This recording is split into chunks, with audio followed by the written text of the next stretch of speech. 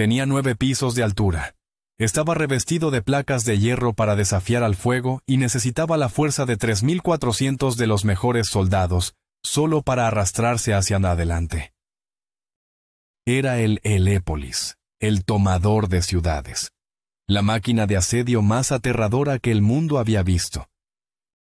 ¿Cómo entonces pudo una sola polis de comerciantes en una pequeña isla desafiar no solo a este monstruo de madera y metal, sino también a su creador, el hombre que se hacía llamar rey y dios, Demetrio?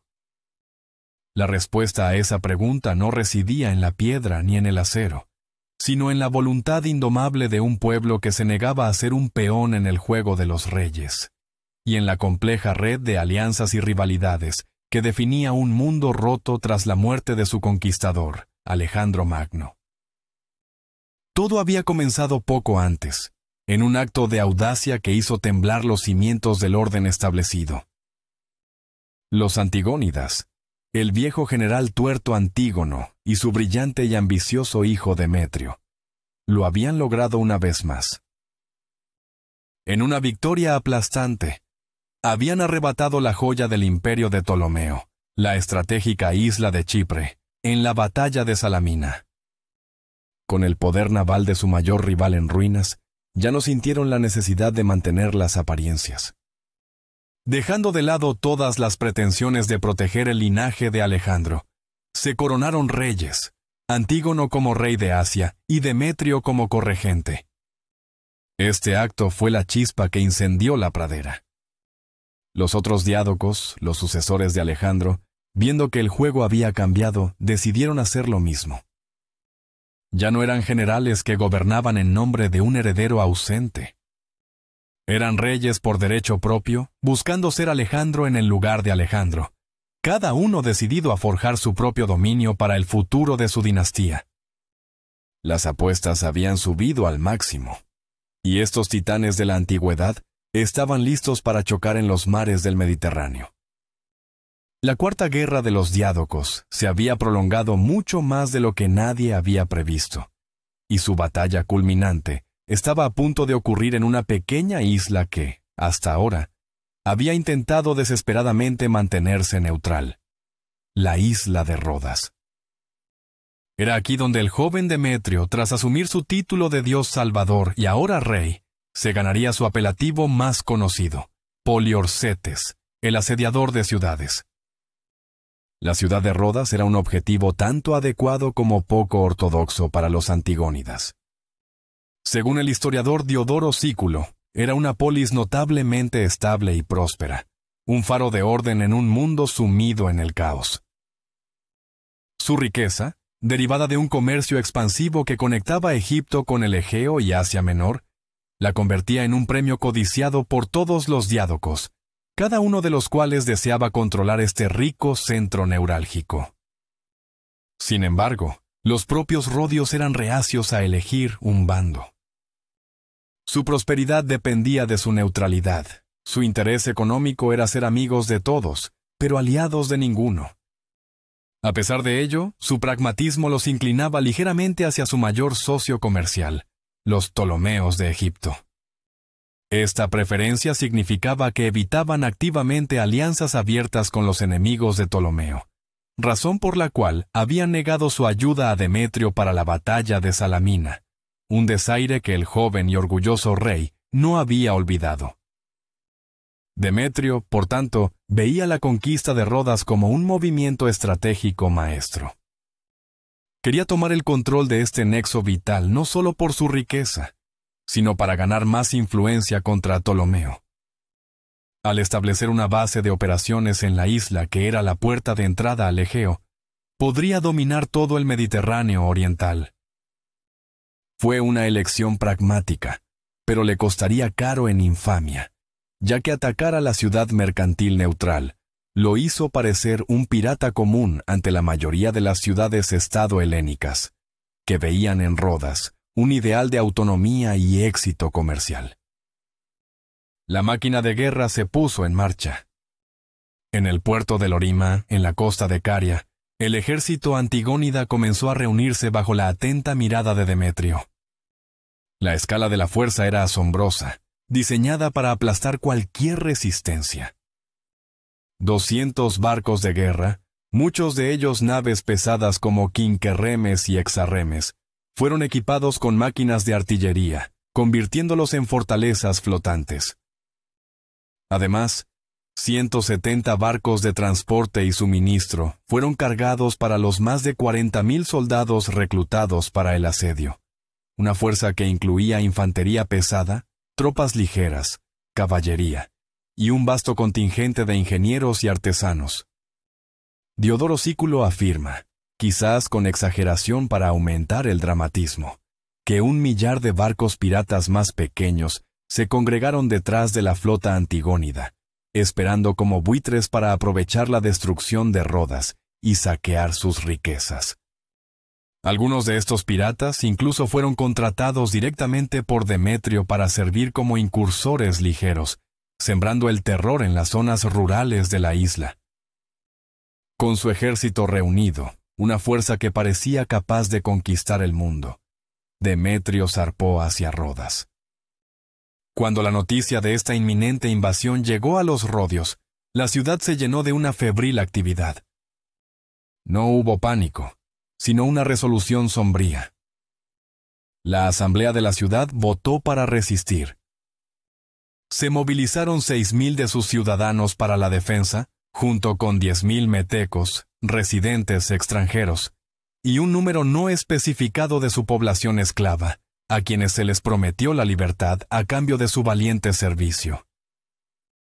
Con su fuerza de defensa reunida, una mezcla heterogénea pero unida por el amor a su polis, no quedaba nada por hacer más que esperar a que el horizonte se oscureciera con las velas del ejército antigónida.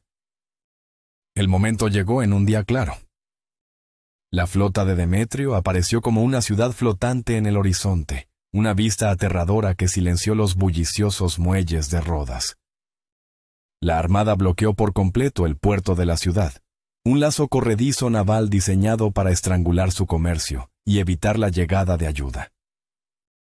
Mientras tanto, sus tropas desembarcaron sin oposición en las llanuras del suroeste de la isla, estableciendo un campamento masivo, que se convirtió en una ciudad de tiendas de campaña, talleres de asedio, y el clamor constante de miles de hombres preparándose para la guerra.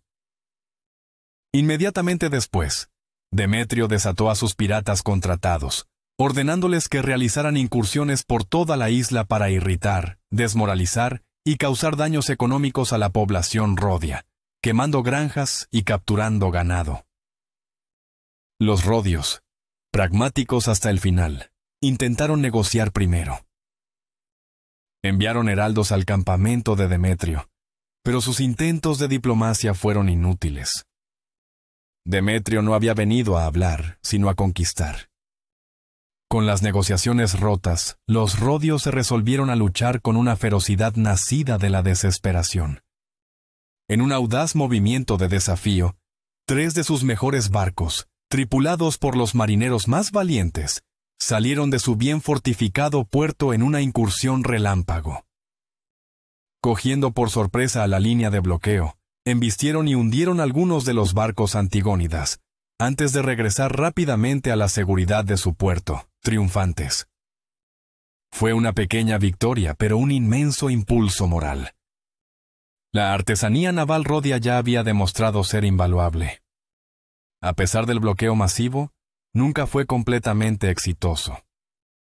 Pequeñas y rápidas embarcaciones, a menudo navegando de noche, lograban escabullirse a través de las líneas enemigas, y lo más importante, los suministros financiados por Ptolomeo continuaron llegando a Rodas, un goteo de ayuda que mantenía viva la resistencia y recordaba a los defensores que no estaban solos en su hora de necesidad.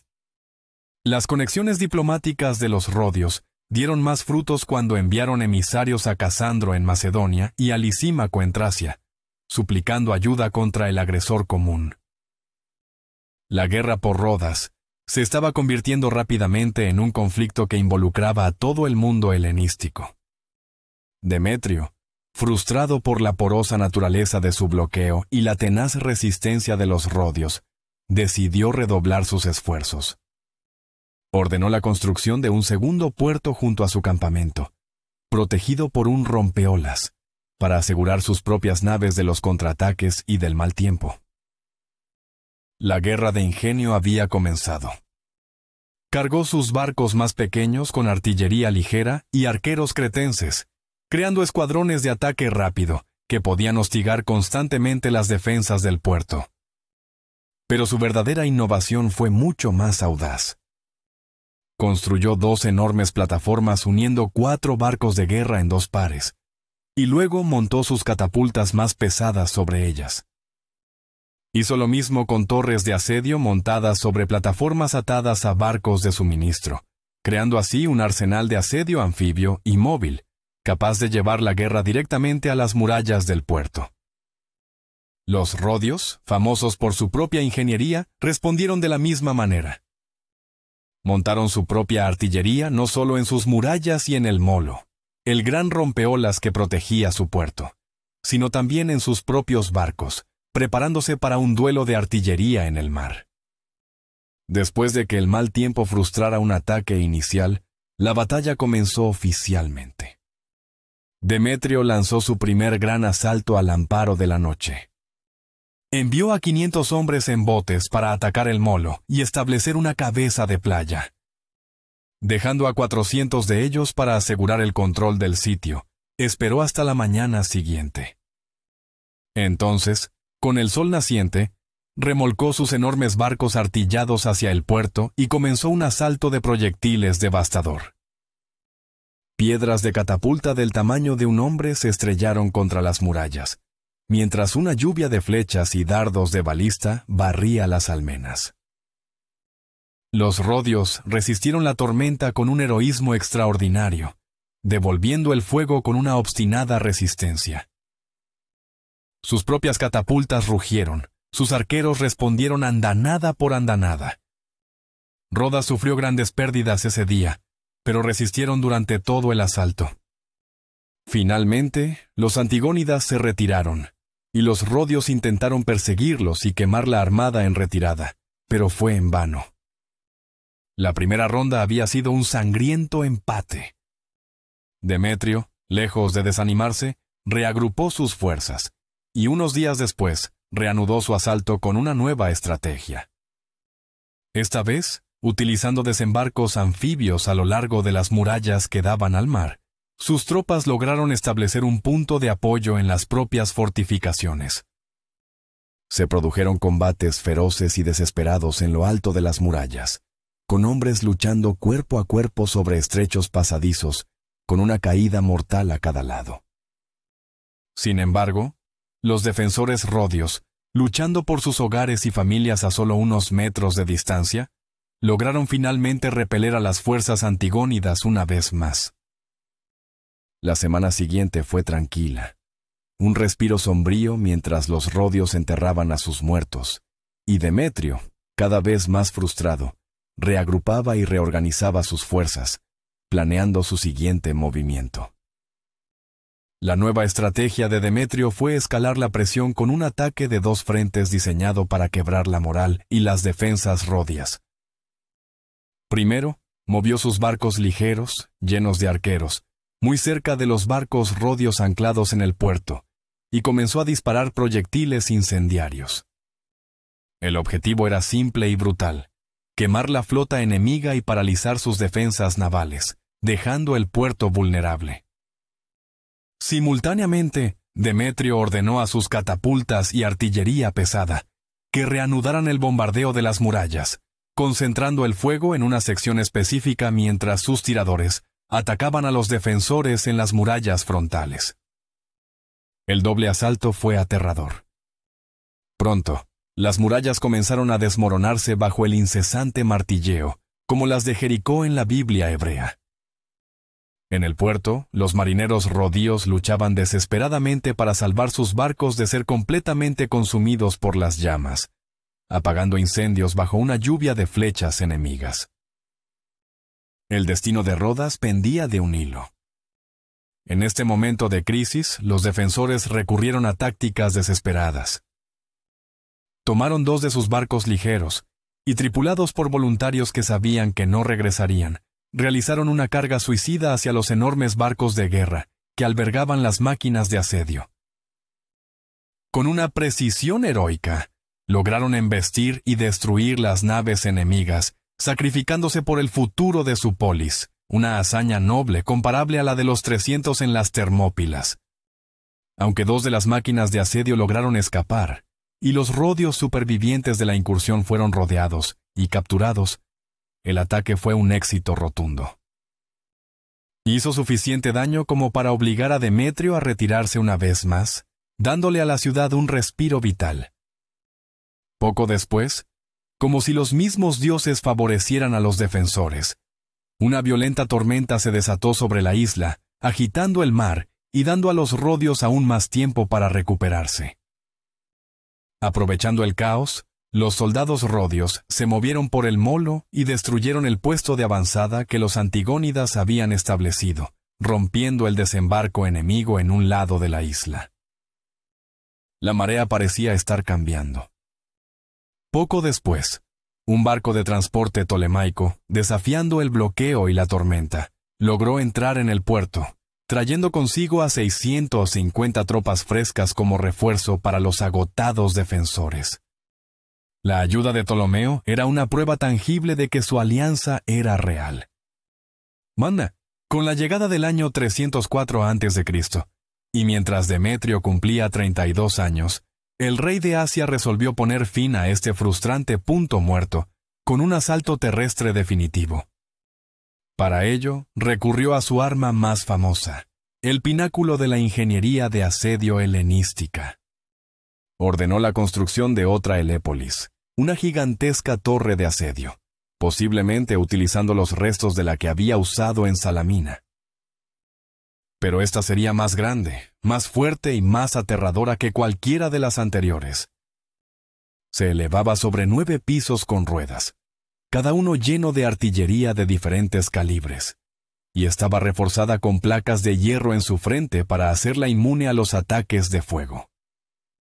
Con este monumental logro de la ingeniería antigua, fue aquí, en las llanuras frente a Rodas, donde Demetrio se convirtió verdaderamente en Poliorcetes, el asediador de ciudades.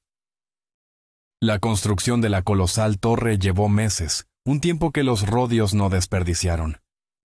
Mientras la monstruosidad de madera y hierro tomaba forma en el campamento enemigo, los defensores trabajaron febrilmente para construir una segunda muralla interior detrás de la primera, un último baluarte en caso de que la exterior cayera.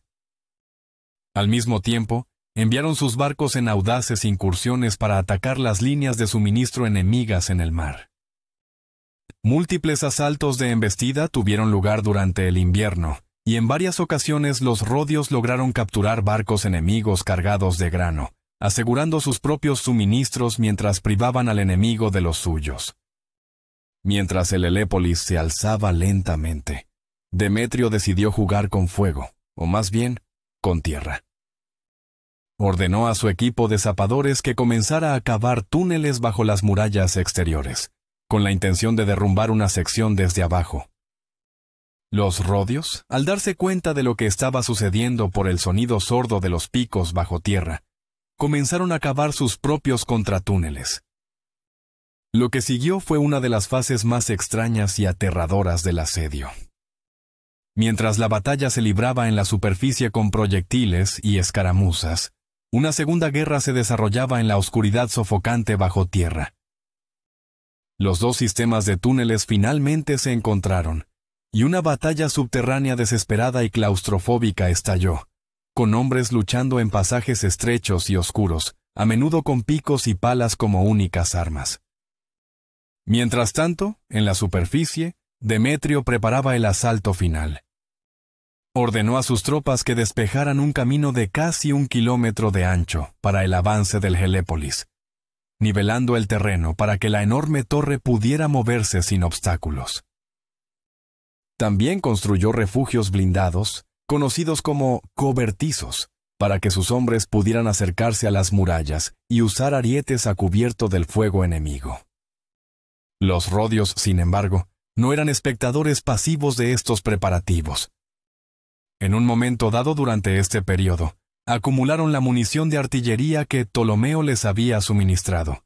Esperaron a que una noche oscura y sin luna ocultara sus movimientos, y luego desataron un bombardeo masivo y concentrado contra el Helépolis. La torre fue dañada severamente, pero su armadura de hierro la salvó de ser completamente inutilizada. En medio de la brutalidad del asedio, hubo momentos de intriga. Algunos atenienses que estaban en la ciudad intentaron negociar con Demetrio a través de un hombre llamado Atenágoras.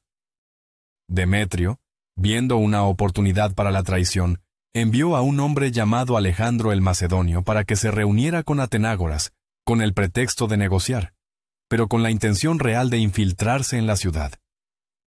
Sin embargo, el ateniense informó a los rodios del plan, y estos mataron al espía en el acto, poniendo fin a cualquier esperanza de una resolución negociada. Finalmente, el día del gran asalto llegó. El aire estaba tenso con una expectación casi insoportable. Las catapultas de Demetrio comenzaron a llover piedras sobre las murallas, un trueno incesante que sacudía la tierra. Los arietes, moviéndose como enormes jabalíes blindados, comenzaron a golpear las puertas y los muros. Y entonces, la pieza central del ataque comenzó a moverse. El Helépolis avanzó lentamente, una montaña de madera y hierro que se deslizaba hacia la ciudad, impulsada por la fuerza bruta de 3.400 soldados que trabajaban en su interior, ocultos a la vista. Era una visión apocalíptica. El asalto combinado fue demasiado para la muralla exterior. Finalmente, con un estruendo ensordecedor, una sección del muro se derrumbó, causando una retirada desesperada de los defensores rodios hacia su segunda línea de defensa. Los antigónidas victoriosos, gritando de triunfo, se abalanzaron a través de la brecha solo para encontrarse cara a cara con las murallas interiores recién construidas, un obstáculo inesperado y desmoralizador. Demetrio, enfurecido por este nuevo retraso, decidió que la fuerza bruta debía ser complementada con la astucia. Para romper las murallas interiores, confió a su general más hábil, Alcimos, una fuerza de 1.500 de sus tropas más elitistas, y les ordenó llevar a cabo una incursión nocturna en la ciudad. Esa noche, aprovechando la oscuridad y la confusión, Alcimos y sus tropas de élite lograron atravesar las defensas y penetrar en la ciudad. Se movieron hacia el interior con relativa facilidad, sintiéndose seguros de su victoria inminente, con el corazón de la ciudad a su alcance. Sin embargo, tan pronto como llegaron al teatro de la ciudad, la trampa se cerró. Los defensores rodios, que los habían estado esperando, descendieron sobre ellos desde todas las direcciones con la furia viciosa de hombres que defienden su hogar. Después de una batalla larga y sangrienta, librada en las gradas y el escenario del teatro, cada uno de los soldados antigónidas yacía muerto o había sido capturado. La incursión de élite había terminado en una aniquilación total. El asedio se reanudó como antes, con bombardeos y escaramuzas, pero algo había cambiado. Demetrio se volvía más furioso y más impaciente que nunca. Su obra maestra de asedio se había estancado, sus mejores tropas habían sido masacradas, y la pequeña ciudad de comerciantes seguía desafiándolo. Fue en este momento de máxima frustración cuando llegó un mensajero desde Asia Menor, portando un mensaje que cambiaría el curso de la guerra. Era Antígono. El viejo y sabio general estaba cada vez más preocupado de que el prolongado y costoso asedio de Rodas estuviera dañando gravemente la reputación de los antigónidas en todo el mundo griego. Lo que debía ser una rápida demostración de poder se había convertido en un sangriento atolladero, haciendo que Demetrio pareciera no un conquistador invencible, sino un matón incapaz de someter a una ciudad libre. Además, la situación política en Grecia continental estaba cambiando rápidamente, y Antígono necesitaba a su hijo y a su ejército allí. Debido a esto, Antígono ordenó a Demetrio que levantara el asedio y negociara la paz. A pesar de tener todavía una gran cantidad de recursos a su disposición y un deseo ardiente de castigar la insolencia de Rodas, Demetrio aceptó a regañadientes y entró en negociaciones con los rodios. Se llegó al siguiente acuerdo, mediado por enviados de otras ciudades griegas. Primero, Rodas sería una ciudad autónoma y desmilitarizada. Segundo, Rodas estaría exenta de pagar tributo y continuaría su comercio libremente. Tercero, Rodas se convertiría en un aliado antigónida, pero con una excepción crucial. No estaría obligada a luchar contra su principal socio comercial, Ptolomeo. Cuarto, como garantía, 100 ciudadanos rodios notables serían enviados como rehenes. Con el acuerdo asegurado, Demetrio zarpó, no derrotado en el campo de batalla, sino repelido por un giro de la geopolítica. Sin embargo, para los rodios, el resultado fue una victoria resonante. Habían defendido sus hogares valientemente a pesar de las grandes pérdidas. Al final, los antigónidas no lograron conquistar Rodas, lo que representó una gran victoria propagandística para la coalición anti-antigónida. Para los rodios, fue un éxito masivo que cimentaría su leyenda para siempre. Fieles a su palabra, los victoriosos isleños liberaron a todas las personas esclavizadas que habían luchado a su lado. En agradecimiento a sus aliados, erigieron estatuas de Casandro y Lisímaco en su ciudad. Sin embargo, el honor más importante se reservó para Ptolomeo. Los rodios enviaron a sus emisarios al oráculo de Amón en Sigua, el mismo lugar donde Alejandro fue declarado hijo de Zeus, y preguntaron si era apropiado deificar a Ptolomeo por su ayuda salvadora. El oráculo dio su bendición, y se construyó una gran plaza en la ciudad llamada el Ptolemaeum, un complejo masivo donde Ptolomeo era adorado como un dios. Ptolomeo Sóter, el Salvador. Esta práctica no era infrecuente. El propio Demetrio era llamado un dios por los atenienses. Pero el otro gran legado del asedio de Rodas fue arquitectónico, resultando en la construcción de una de las 7 maravillas del mundo antiguo.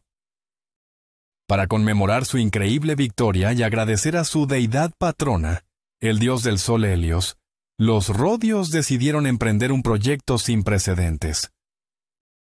Vendieron todo el equipo de asedio que Demetrio había dejado atrás, incluyendo los restos del poderoso Helépolis, por la enorme suma de 300 talentos. Con estos fondos, encargaron a un escultor local, Cares de Lindos, que construyera una estatua masiva en el lugar del puerto. Esta estatua sería el famoso Coloso de Rodas. Con una altura de 33 metros, una obra maestra de bronce y hierro, la estatua saludaba a los barcos que entraban en el puerto. Era un testimonio del poder del sol y un monumento eterno a los rodios que habían luchado en la hora más gloriosa de su ciudad. ¿Y qué fue de Demetrio? Fue llamado a abandonar Rodas no solo por los problemas de propaganda, sino porque la situación política en Grecia continental estaba cambiando drásticamente a su favor. Como recordaremos, muchas ciudades-estado griegas, como Atenas, se habían alineado con los antigónidas, quienes afirmaban defender la libertad helénica de las guarniciones macedonias de Casandro. En represalia por esta alianza, Casandro había puesto sitio a la propia Atenas. El ataque iba muy mal para los atenienses, pero la noticia de que Demetrio estaba desembarcando en Calcis, en el norte de Ática, hizo que Casandro reconsiderara su posición y llevara a cabo una retirada ordenada. Comenzó a retroceder hacia Macedonia con Demetrio pisándole los talones. Los 2 ejércitos finalmente se encontraron en el paso de montaña de Calidromo, donde, después de una batalla, 6.000 soldados macedonios desertaron para unirse a la causa del ascendente Poliorcetes. Casandro huyó con sus tropas restantes, y su autoridad en Grecia quedó en una posición muy precaria. Tras esta contundente victoria, Demetrio se dio la vuelta y decidió asegurar su control sobre el sur de Grecia.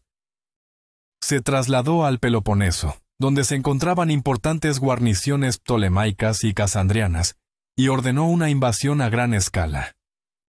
Expulsó a las tropas enemigas y luego declaró la libertad de todas las polis helénicas, restaurando su autonomía.